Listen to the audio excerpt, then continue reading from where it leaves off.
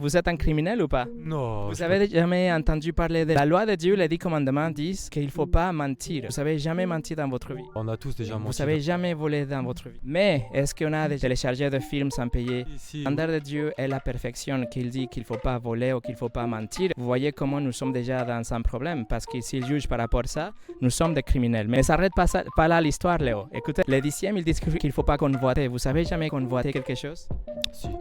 Jésus a dit que si on regarde quelqu'un avec la convoitise, avec un désir charnel, on a déjà commis de l'adultère avec cette personne. Vous avez jamais fait ça? J'ai déjà regardé quelqu'un qui m'appartenait pas. Donc voilà, on a révisé que 3 ou 4 des 10 commandements et nous avons brisé les commandements. Si Dieu vous juge par rapport à ça, vous voyez que vous êtes un criminel. En fait, il doit nous envoyer en enfer parce qu'il est saint. Je vous partage la solution du christianisme, que c'est ça la bonne nouvelle vraiment. C'est que Dieu est riche en miséricorde, c'est pour ça qu'il envoie Jésus. Vous savez transgresser la loi de Dieu, vous savez briser les commandements de Dieu, vous devez aller en enfer, mais cette personne se met entre vous et le juge et il paye votre amende. Il paye les millions d'euros que vous devez payer au juge et maintenant le juge peut vous laisser en liberté, pas parce que vous le méritez ou parce que vous avez demandé pardon ou parce que vous avez fait de bonnes choses, mais parce que la justice a été satisfaite par le paiement de quelqu'un d'autre. C'est ce qui s'est passé avec Jésus. Il est mort sur la croix et il a ressuscité après pour payer votre amende. La Bible dit que si nous nous repentons, c'est-à-dire si on se détourne de nos péchés et si on croit, si on fait confiance à la personne de Jésus, il va nous pardonner